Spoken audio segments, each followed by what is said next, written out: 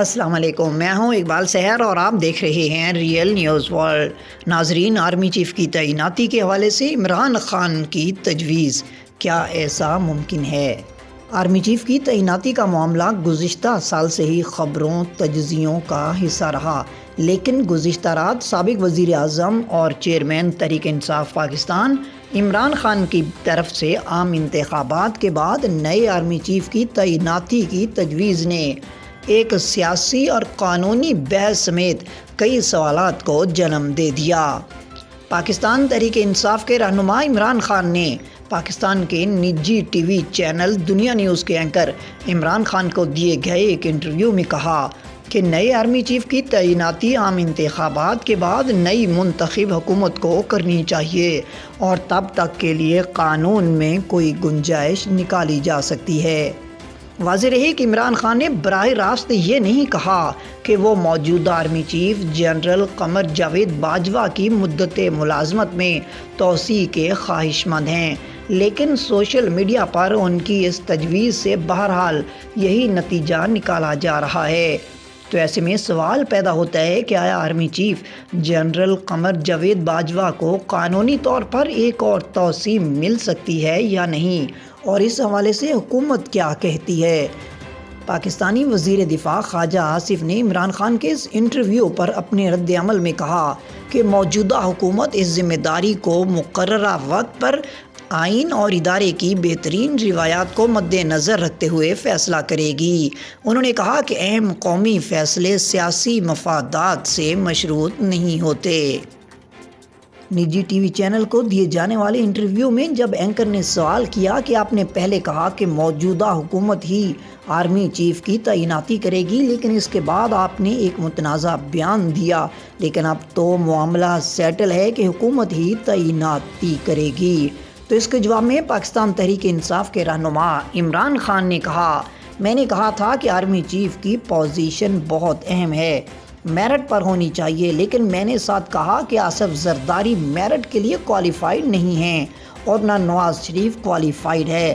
انہوں نے کہا کہ اگر یہ صاف اور شفاف الیکشن جیت کر حکومت میں آتے ہیں تو پھر اپنا چیف اپوائنٹ کر لیں۔ عمران خان کے اس جواب پر اینکر کیا کہ الیکشن تو 90 دن بعد ہوں گے، پھر ایسے میں کیا کیا جائے؟ جس دن جنرل باجوہ کی ریٹائرمنٹ ہو تو اس دن کیا ہو؟ تو اس کے جواب میں عمران خان کا کہنا تھا کہ اس کی گنجائش نکل سکتی ہے، یہ کوئی بڑی بات نہیں، ملک کی بہتری کے لیے اگر اس کی پروویژن نکل سکتی ہے، وکیلوں نے مجھے بتایا ہے کہ اس کی پروویژن نکل سکتی ہے کہ جب الیکٹڈ حکومت آئے وہ فیصلہ کرے۔ اس سوال کے جواب میں کہ جنرل باجوہ کو ایکسٹینشن دے دی جائے جب تک الیکشن نہیں ہوتے، تو عمران خان کا کہنا تھا کہ میں نے اس پر کوئی تفصیل میں نہیں سوچا، وکیل کیا کہتے ہیں، آئینی ماہرین کیا کہتے ہیں، میں نہیں جانتا، لیکن میں صرف یہ کہہ رہا ہوں کہ ملک غیر معمولی حالات سے گزر رہا ہے۔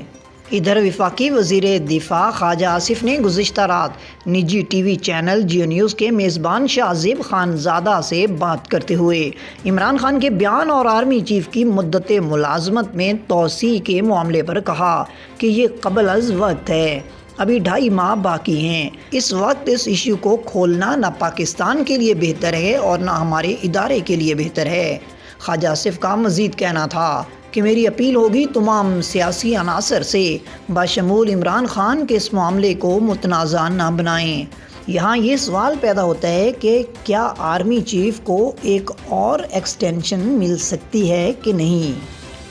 برطانوی نشریاتی ادارے نے ایک سینئر حکومتی اہلکار کا نام ظاہر نہ کرنے کی شرط پر کہا کہ آئینی اور قانونی طور پر آرمی چیف کی مدت ملازمت میں توسیع دینے کا راستہ تو موجود ہے، تاہم ان کے مطابق یہ حکومت کا فیصلہ ہوگا۔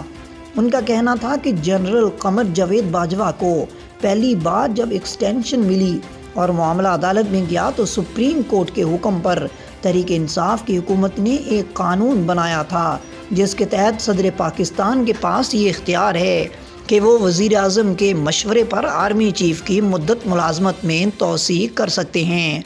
ان کے مطابق اس قانون سازی میں ایک اہم نقطہ آرمی چیف کی عمر کے حوالے سے بھی تھا، اگر وہ نہ ہوتا تو نئی توسیع ممکن نہ ہوتی۔